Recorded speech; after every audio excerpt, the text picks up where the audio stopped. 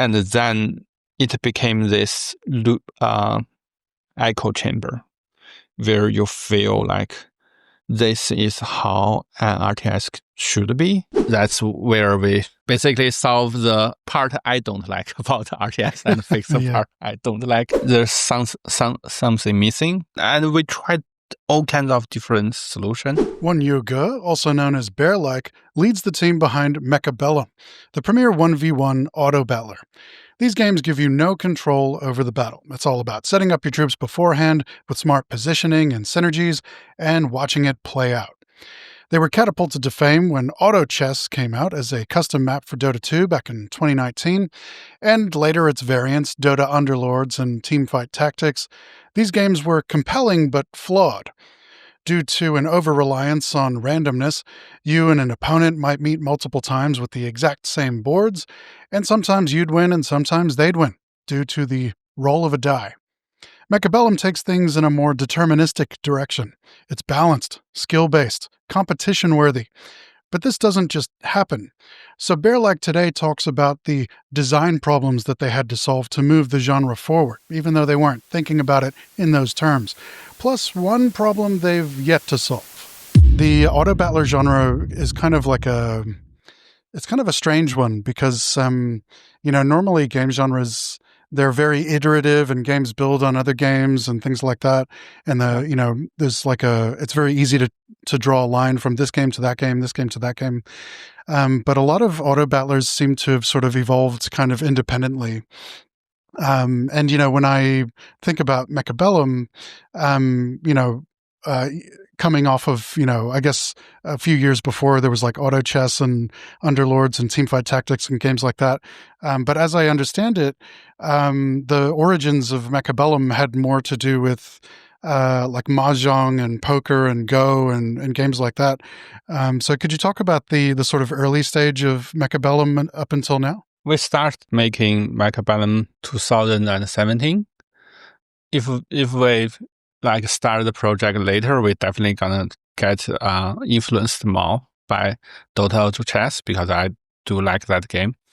We have been influenced by lots of games, mainly like the tower defense game, also Clash Royale, lots of Warcraft 3 custom map. I think the biggest inspiration probably is this Warcraft 3 custom map called Battle of Three Kingdoms. Okay, yep. It's still very different from Mechabellum, but it do have this round-based interaction, have different round. Yeah, we tried to integrate poker, Mahjong into Mechabellum, where you actually each mech is a Mahjong tile and stuff. All that stuff. There's a poker version of that. In the end, we think it's Mahjong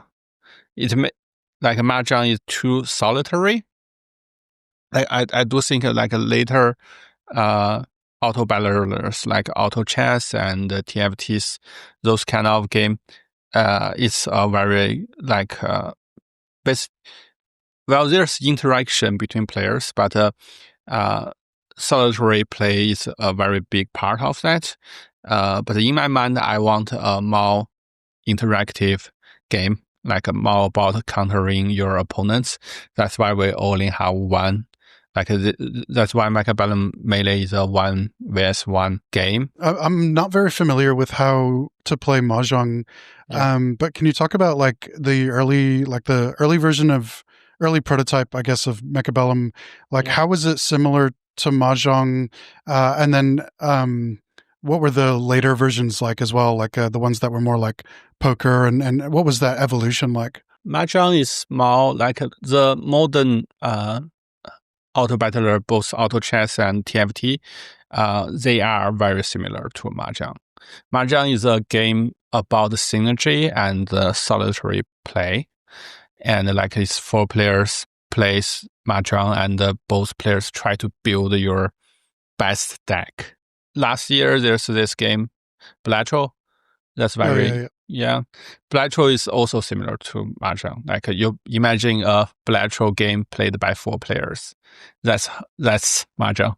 There's someone in the other room who's probably playing Bellatro right now. If there's a 90% chance if I go out there, she's playing Bellatro right now. So Mahjong is like the most popular board game in China by a long shot. Probably in China there probably like several hundred billion Mahjong player. So like the original DOTA Autochess creator also said they are heavily influenced by Mahjong. So that's the basically solitary play and multiplayer, and also heavily focus on synergy. So that's how Mechabellum was. Like if you have like certain mech and then your mech became stronger in certain way. So the poker version of Mechabellum is similar. Basically, if you have a flash royale, your mech became better. Like if you had 2 ace, your mech became stronger. All that stuff. That is because we think Mahjong is like harder for the global audience to understand. That's why we tried poker. I think we think like, well, everybody on the planet probably knows how to play like a certain kind of poker. So that's where we tried to go for the poker end. But it all have the same problem. They are all not very interactive. So that's why we like later changed format where it's more like chess and all that stuff. With all that being said, if I have think of like merge 3 cards into one, at that time there's a very big high chance that I just gonna go for that route, but I didn't. That's so funny that you say that, because it makes me glad that those games didn't exist at the time, because I'm really glad that Mechabellum evolved into what it is today. I think that Mechabellum solves a lot of the problems that Autobattlers have.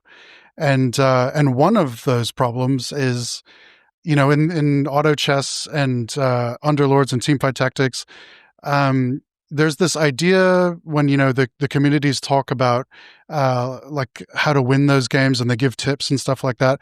Like obviously they talk about what kind of a board is meta, like what combinations are good, but they also talk about adapting to the other players' boards. And I always kind of felt like that was more of an idea that didn't eventuate. Like people didn't really do that, like when you were up against 7 other players, you didn't know who you were going to be fighting next. You didn't even know if they were going to be a real player or a ghost player. And so it was hard to adapt. And so what people did instead was just kind of put together the best board. And then maybe they would start adapting in the final 3 or final 2. But at that point, they're just working within the narrow window of a build that they've already established. So I'm kind of glad that Mechabellum didn't go that route, because it's like I think Mechabellum solves a lot of those issues, Yeah, I guess it's serve different audience. The Autochess crowd basically is the Mahjong crowd. Like in Mahjong, you also like because there's 4 player, you can't directly counter. You can't just counter other 3 players.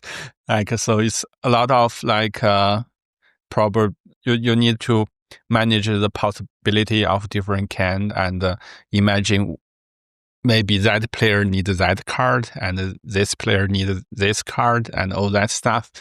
And in high level Mahjong play, and I guess in high level TFT play, you like player do like calculate a lot, and they have a rough idea of what other people need, and they also like consider the pool, consider the deck, like what remaining, what kind of pieces are still in the deck, and what's the chance like I can get it. And sometimes they hold the piece they personally do not need to prevent other people to have the key card and the key piece. But you can play the game without all the calculation. You just play your deck, you play your hand, and assembling a perfect board on your own. Like I want to win this with this kind of card, and I guess in TFT and in Dota Autochess, that's also the case. Like I just decide to play this. I don't care what other people plays, and can still have fun. And if I get lucky enough, I can still win. Like I think this probably is like also true for poker. Like for poker, if you like if you have a good luck, you can win. And especially at lower level, like one or two hand, like all that stuff. That's why this kind of game is really popular. But the thing with this kind of game is when you want to be competitive, first there's too many calculation and memorization that needs to be done. The second is like you can't really counter people in one match. Like take poker, you need so many hands. Like you need, like if you just play one hand of poker, that's just no matter how good you are, you're not. But for Mechabellum is more like chess. Like you and I play like just this one match. If I think of some better strategy, I can have a advantage just in this match. And I think we are not trying to solve the autobattler genre are not there. Yeah, so that you didn't set out to solve. Yeah, we don't set out. Well, what we want to solve is the RTS problem, where RTS games requires APM that is so high, and I'm getting older, and I just cannot compete. Even when I was young, I always felt uncomfortable playing RTS when I realized, like, if I want to get better with this strategy game, I have to become quicker with my hand. This always makes me like feel so, well, I kind of don't really want to practice how quick I can click. Yeah, I just don't want to. Stuff on the screen and all that stuff. Like I still remember, like back then when I only play with my friend. 20 minutes, no rush. Yeah, two friends, and we all slow. Like we all have slow hand and all that stuff.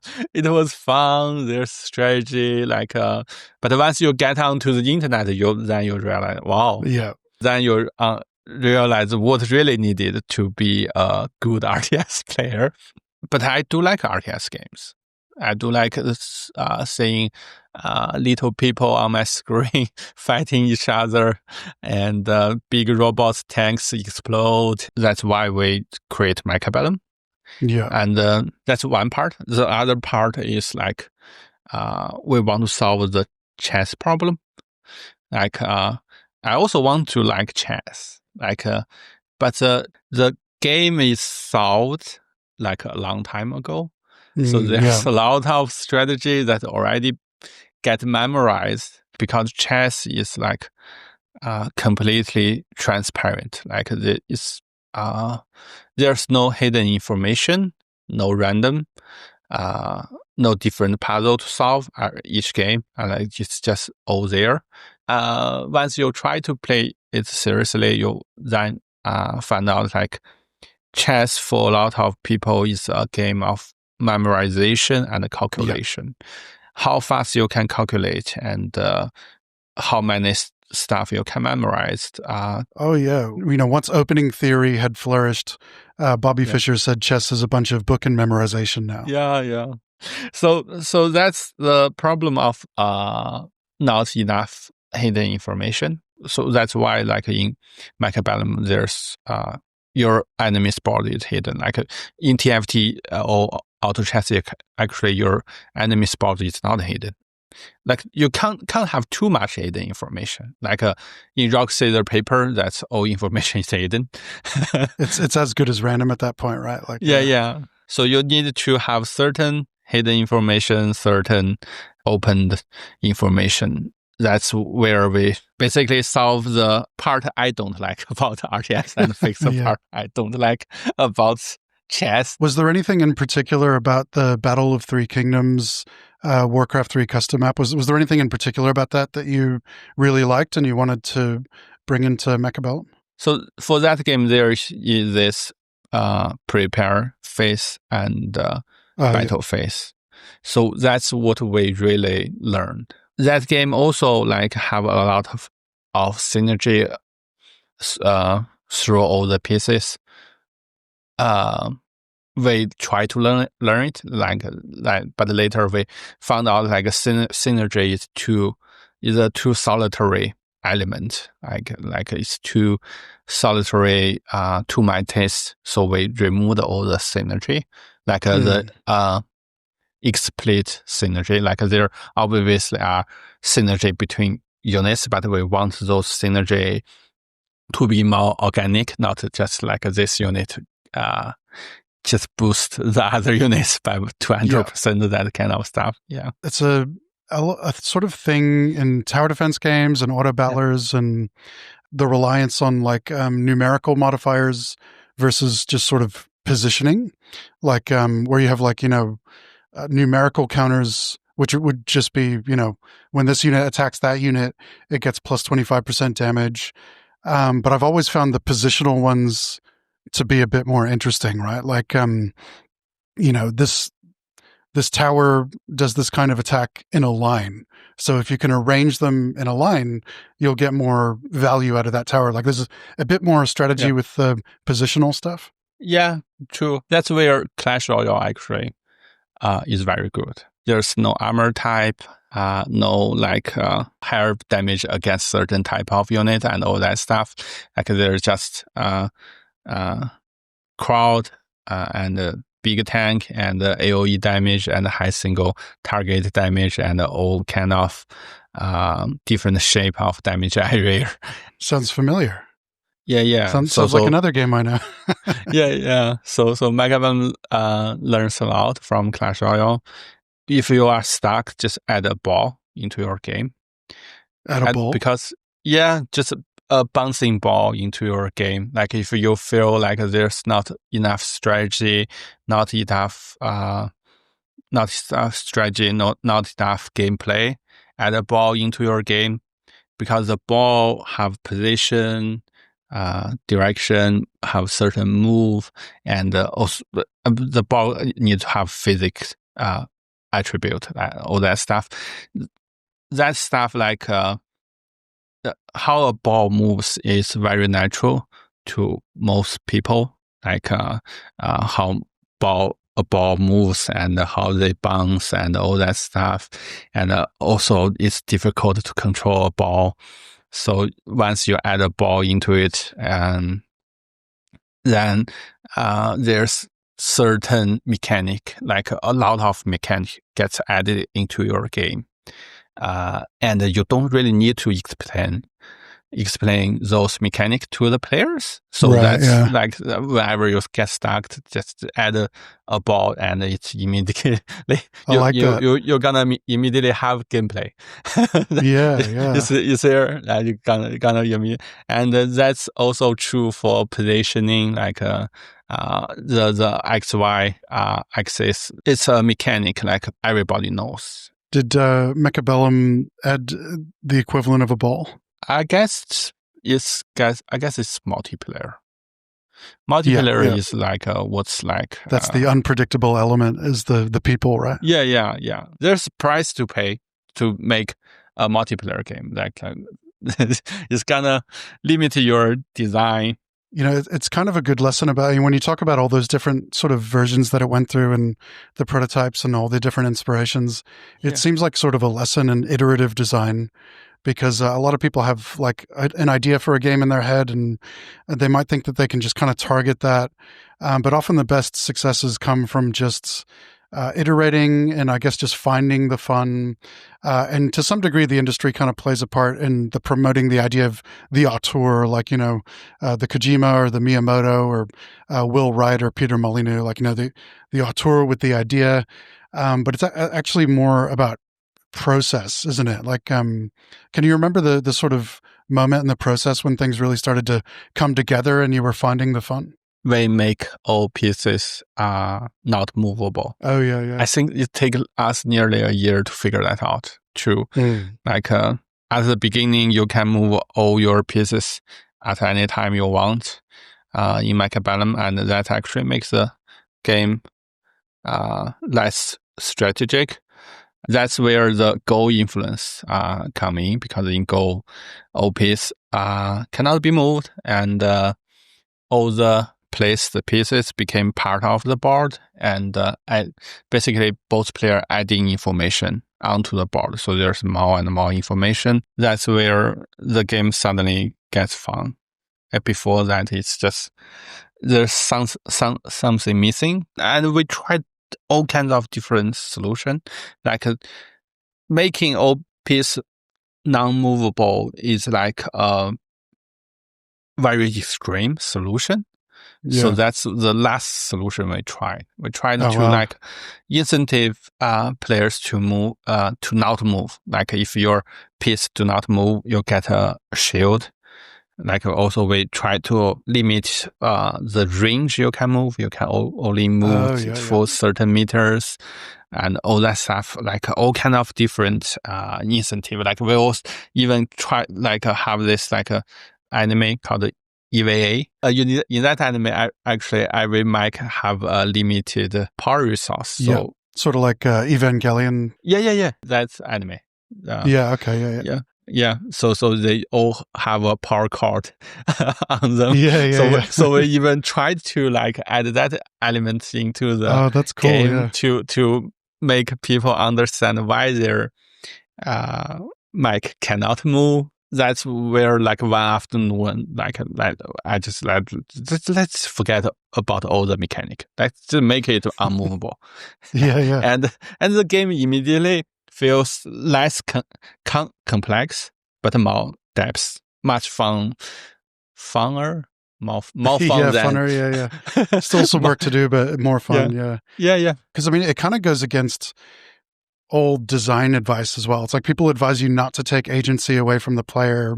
It would feel like making them less powerful, like you have less control over the match. But, one thing I was thinking about before is like, when I was thinking about the problems that Mechabellum solves in terms of what the other Autobattlers have, like a lot of those problems kind of center around RNG. And, like we mentioned before, like, not knowing who you're going to come up against. But even when you have like two identical, like if your board stays the same and their board stays the same, and you come up against each other twice, because of the inherent randomness, you might have a different result, like, exactly the same board, but the first time I win and the second time you win. And like, when a player sees that, they just kind of go like, well, is what I'm doing even having any effect? And then it's like Mechabellum kind of solves that, because it's like, yes, you're taking away the ability to move your units after they're placed. But if you were to give them that ability, then you're actually taking away the ability for the other player to respond. So it's like, because I mean, you talk like there's good randomness and bad randomness, right? And like in game design, like one of the good forms of randomness is like randomness that you can respond to, right? It's like okay, that happened, but I get to respond now. And so like if players can kind of move anywhere, then the opposing player loses that ability to respond. Yeah, and also I do think like it depends on the player. Like I'm probably kind of weird. I like in XCOM. My like sniper just missed 20, like 95% shot. Yeah. Like because I want that story and I want the problem it presents to me. Like if, for example, in XCOM, if you remove the random chance of missing a shot, the game actually became less fun. Yeah. Well, but that randomness definitely can like be presented better. But the ultimate fantasy, like I was talking about all the mechanic and all that stuff, but the ultimate fantasy actually is like you are an army general and you are leading your army. in real life, in history, like in real battle, there's a lot of randomness. There's so much randomness. Sometimes it rings. Sometimes your reinforcements just lost. Sometimes you accidentally find the right path to attack, and sometimes there's different kind of weather, and sometimes your general just get hit by a cannonball, dead, and he died. Yeah. That's it. That's it. And those stories are all fascinating, and there's a lot of agency there. Like in a real battle, there's a lot of agency, but there's also a lot of randomness. Sometimes I do want to have a different experience. That's where like a lot of Mechabellum player probably disagree. That's we want to more deterministic outcome and all that stuff. Like lots of player may want that, and but there's also a lot of player do appreciate the always different kind of situation every time I play that kind of stuff. So there's a balance there. The game designer's agency is where you try to make it more easier to accept. The random is easier to accept. Like take football, like it's very random. And especially with penalty and all that stuff. Like if you even just the way a ball bounces in a certain way. The ground maybe not even, and there's wind, but the whole time you feel all the players have their agency, and there's aside from some literally coin flip in football, there most of the time there's player agency there. But if you scientifically examine it actually is pretty random. Like the stronger team lost to weaker team all the time. Like that. So it depends on how you deliver it. Like that, I think other games in the XCOM genre try to do that differently to solve that sort of loss aversion type of thing. Because, like, Mutant Year Zero came out, and I like the way they did it, where it's like, you might have a 75% chance to hit, but there are things that you can do to push that over 100%. Yeah. And like, I think it's something in perhaps in PvP games, it's something you have to be more careful with. But I think Mechabellum stayed on the right side of the line there, where, from memory, like I guess off the top of my head, there's like 3 different kinds of randomness in Mechabellum. There's like, there's the hidden information, which is like not really randomness. It's just what the other player is doing. But subjectively, it feels kind of random. And then there's like the cards that you get at the start of the round, which is like, that's something that you can easily respond to. And you also have, that the opponent is also getting the same cards. And then you have like the third, which is probably more like, of a really random thing, which is like the orbital strikes and like the storm callers maybe missing their missiles and maybe hitting them. But there's not really too many examples of that third one, right? Like the orbital strikes and the storm callers, those are the only 2 examples I can think of. Yeah, we want to limit those. Like those are not very kind of received well by players. But if you think about it, the hidden information part, it's actually very random. Yeah, I think so, Yeah. Like in rock, paper, scissors, you have all the agency. You can play rock, paper, or scissors. But because it's hidden information, the outcome is like super random. You don't really have a choice. Like the 3 choices are illusion. Your choice is play or not play.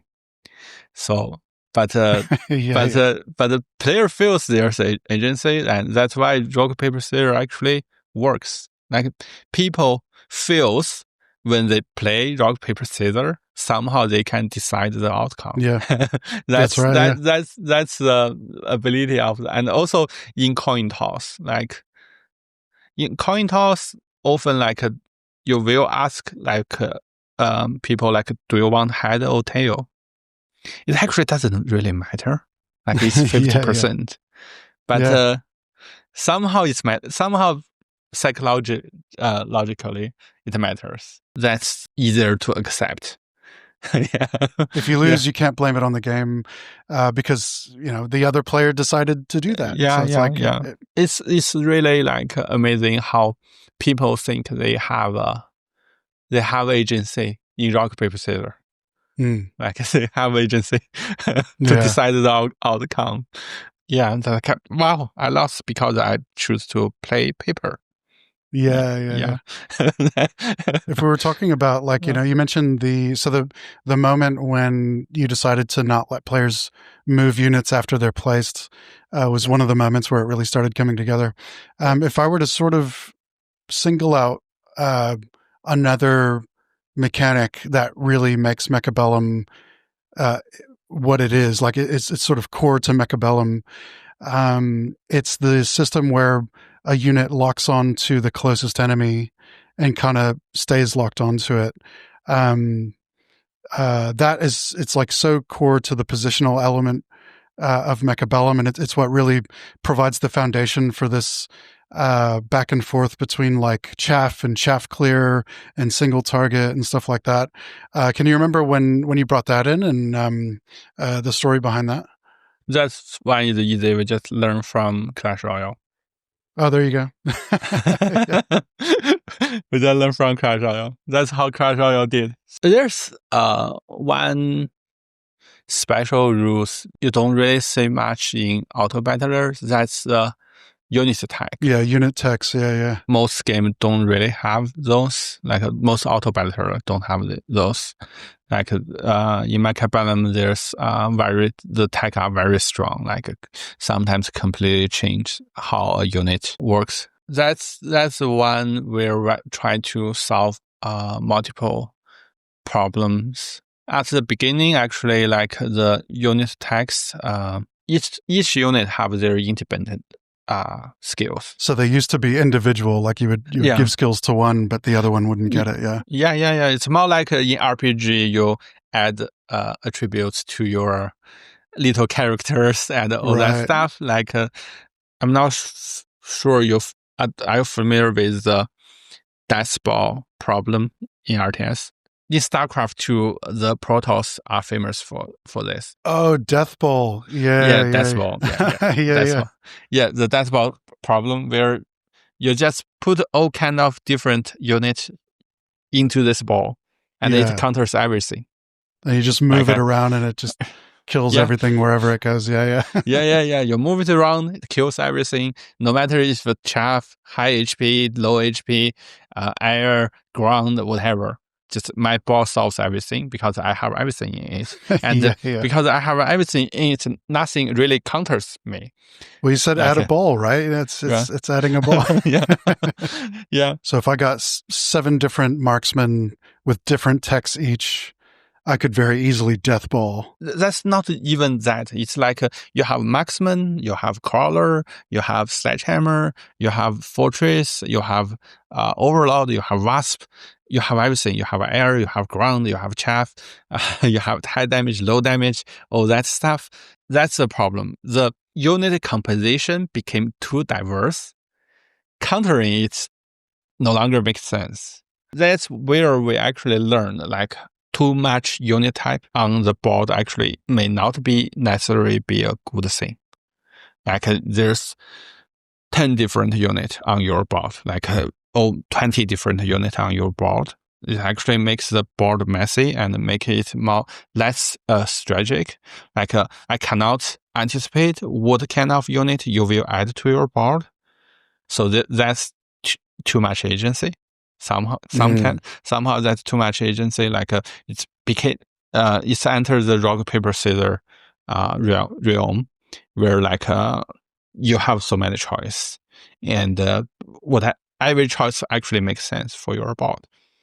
So how can I predict your move? So that's where we actually make units out of the same time share the tag.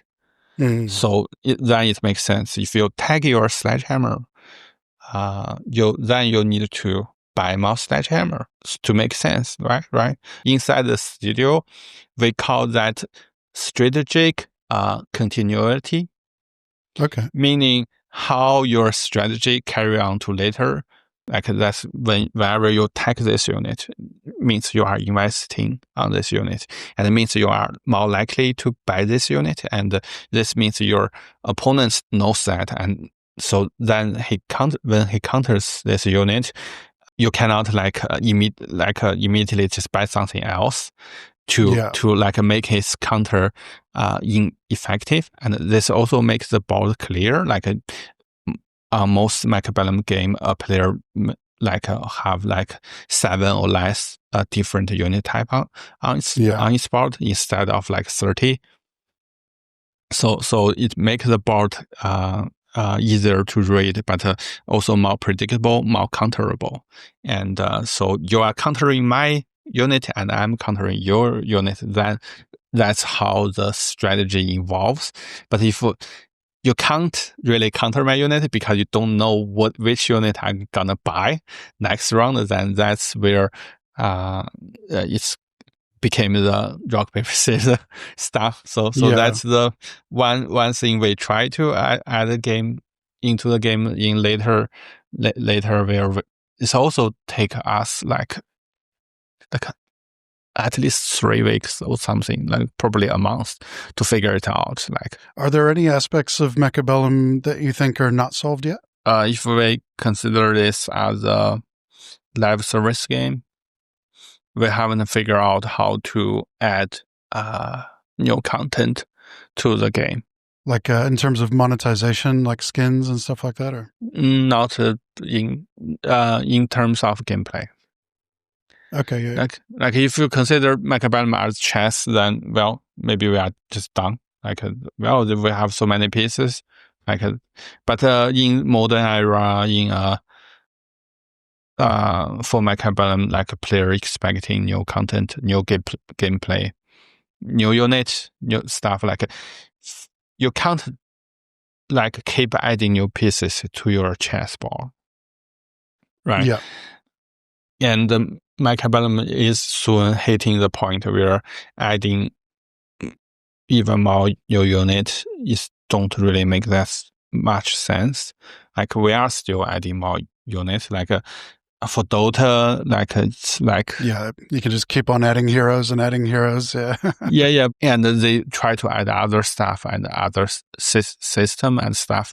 The Dota community always amazes me because they accept all kinds of big changes.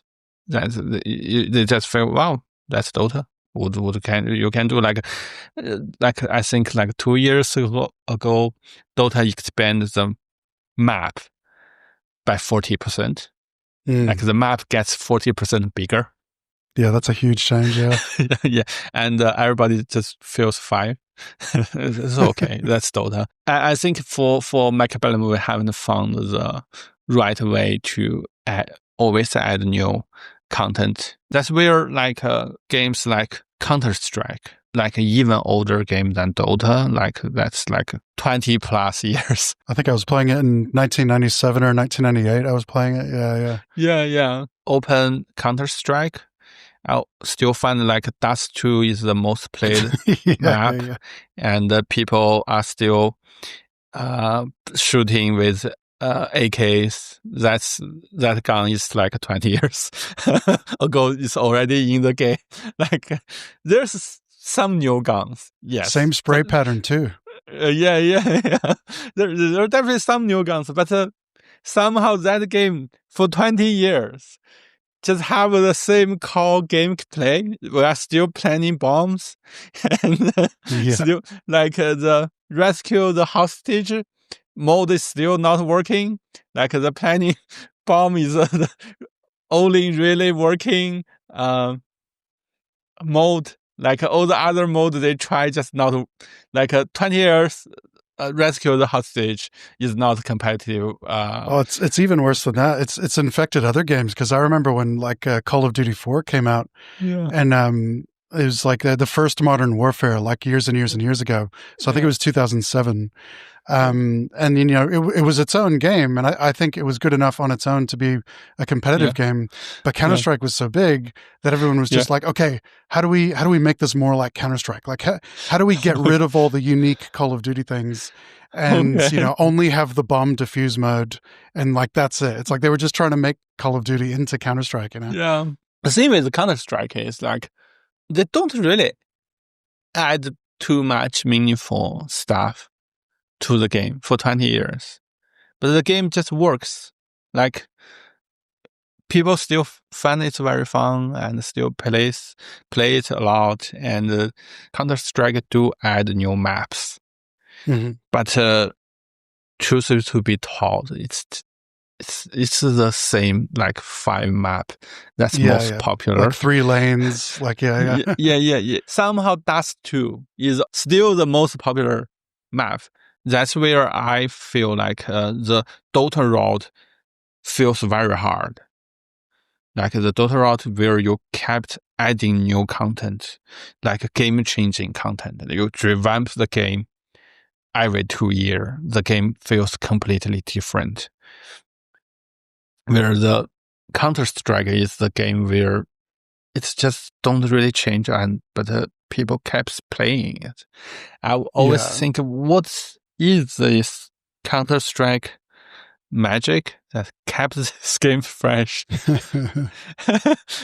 just by existing, there's so many players playing it. Like I believe a lot of work have been done to Counter-Strike, but the core gameplay don't really change. It's funny you mentioned, because when this episode airs, the one that'll have come out before it is actually with the creator of Counter-Strike. And it's funny because we were talking about, I was calling it the curse of the indie multiplayer game, where it's like, if a new indie multiplayer comes out, especially PvP, and its concurrent player count falls below a certain threshold, the game just basically disappears.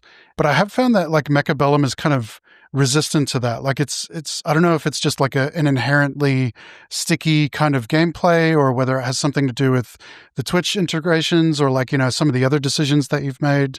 But I do feel like it does have that timeless quality where you do kind of want to keep coming back to it. I guess because for Mechabellum, we always add stuff to the game, like all the time.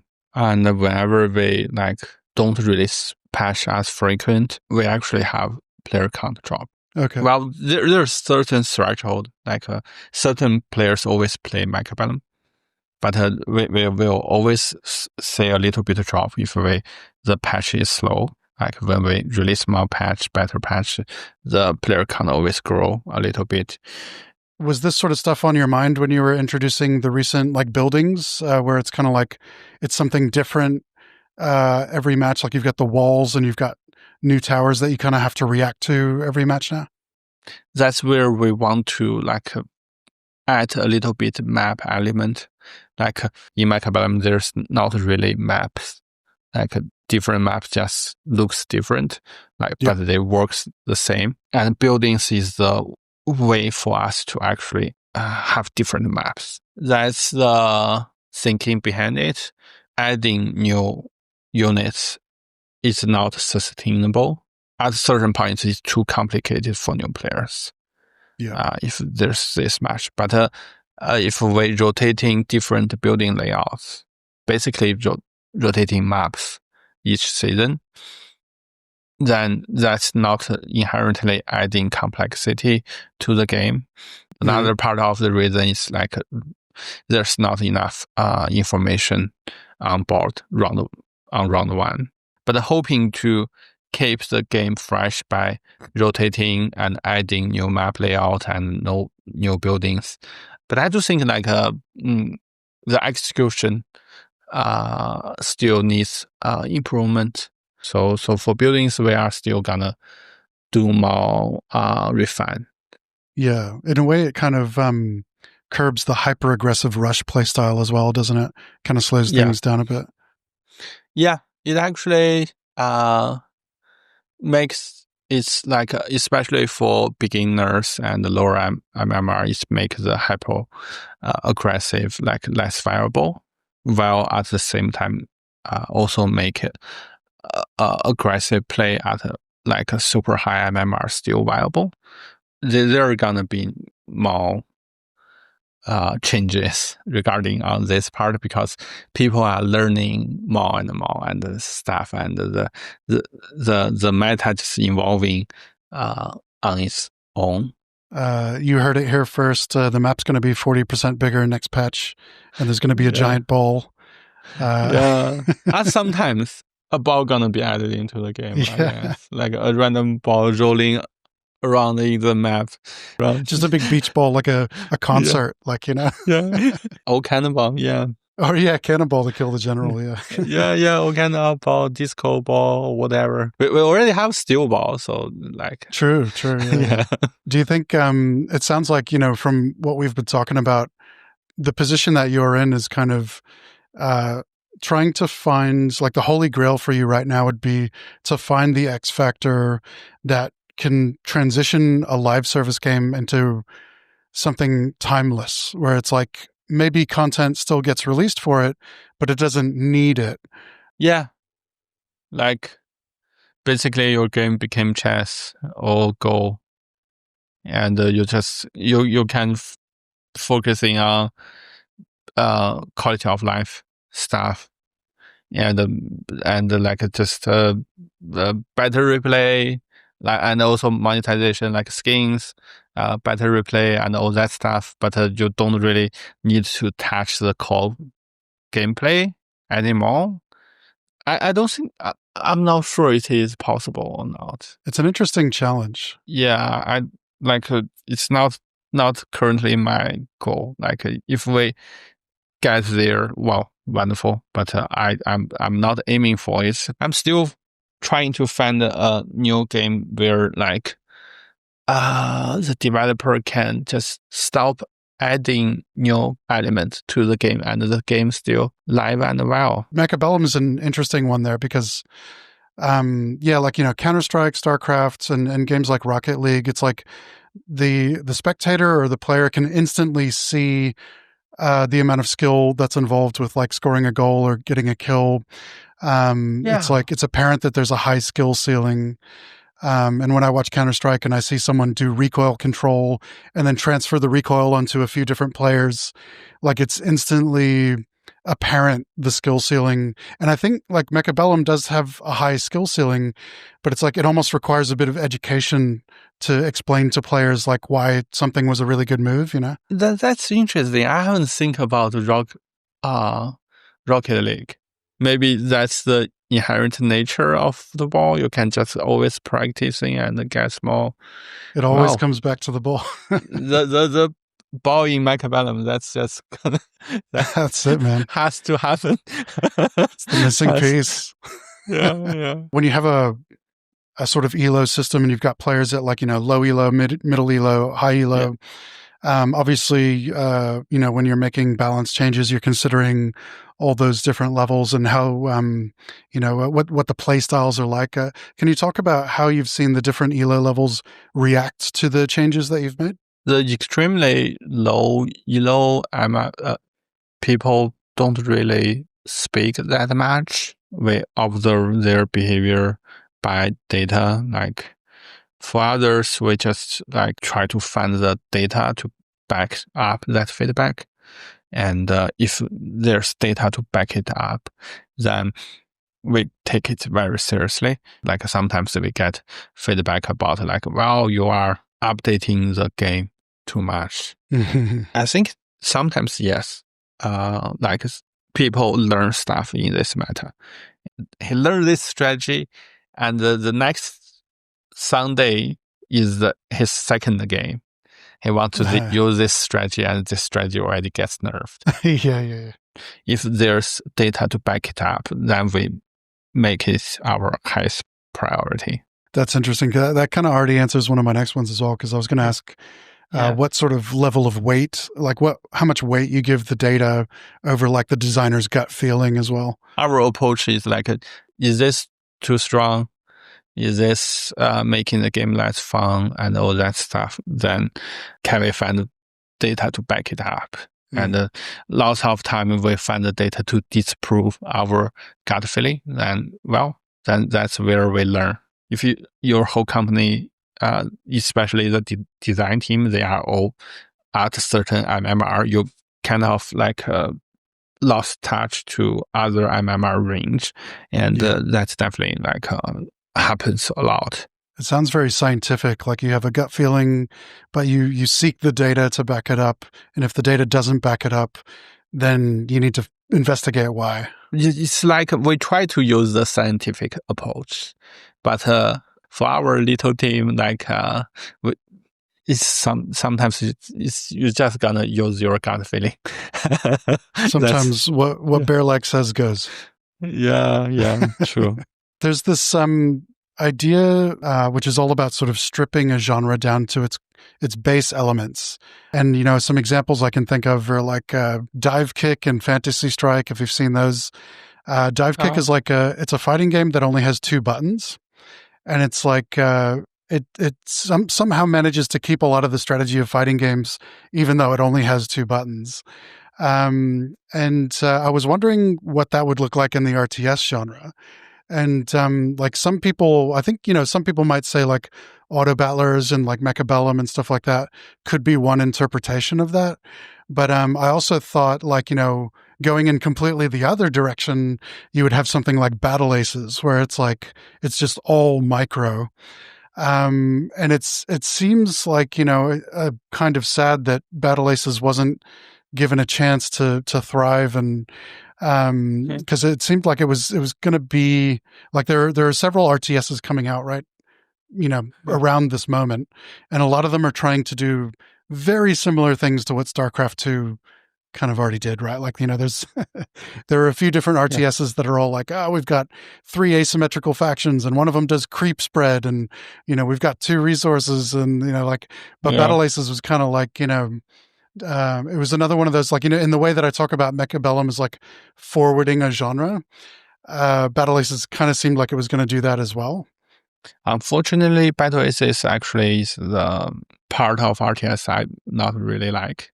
Yeah.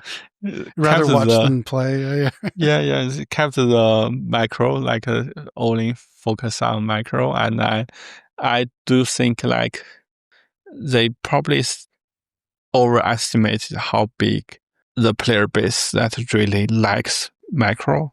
There's this trend where company studio gets top players of RTS to be part of the design team. This happens a lot. Sometimes this is good, but sometimes it probably isn't.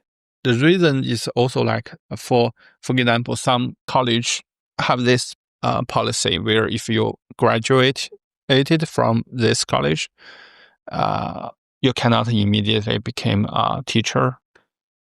Here, you have to exchange information, experience other cultures. Then, like maybe you can come back, all that stuff. And for RTS games, I think like you have top RTS players, then became a RTS designer, and then it became this echo chamber where you feel like this is how an RTS should be. Like so, all the top RTS players is macro heavy. They don't lose the grasp of the vast majority of the player base, where they don't really like macro that much. I think that's where things like Battle Aces were born. But I do think like maybe there are a big enough player base for Battle Aces. It just didn't get the chance to actually test it out. But I do think the majority of RTS players don't really like macro. Yeah, that's super interesting take, because it creates this weird situation. I mean, like as you said, they bring on these pro players, And, there were a lot of influencers as well. And a lot of them were saying positive things about the game. And it creates this situation where it's like, it seems like there's a lot of positive buzz. Like, a lot of YouTubers are talking about it. Seems like it's going to be a big success. And then it gets canned in early access. It's also like, I think Battle is also suffers with this, like, the core fantasy is gone. Like, a lot of game designer focusing on mechanics, gameplays, and all that stuff. And then it's gonna have to be like, what exactly is the fantasy of your game? Like, even chess, actually, like Go is a fantasy of being a general, and battle. I don't think battle is itself actually capture the general feeling. So then it became like, you make the people who have the general fantasy not play your game because it requires too much APM, and the people who have the gladiator fantasy actually goes to play MOBA. So there's this very niche player base where they have this gladiator fantasy, but they don't play fighting game and don't play MOBA games. I think this is too small. Like, depending on what you think is the core of an RTS, you can strip different stuff. Like, for example, for the ZR billings, that's the part where, like, we don't have multiplayer, we don't have like attacking other people's base, we just have the defending. Yeah. ZR billings proves that player base is large enough. My last question for you is, on a scale from 1 to 10, how do you rate the I Love Bearlike song from Surrey Mechabellum? I guess probably 7. 7? That's pretty good. Yeah, he can. I think he can really small. Like, I only have like I haven't released the song recently, like any new songs recently. So this 7 is an encouragement for him to release more, to better to beat his previous record. Like, I cannot give it a 10. Like, he will have a 10 in the future. Growing room. There's room for growth. Yeah. There's room to growth. Yes. Excellent. Well, look, that's our time. I'm very thankful to you, sir. Thank you so much for coming on the podcast. I really appreciate it. Thank you for the interview. Thank you for the time.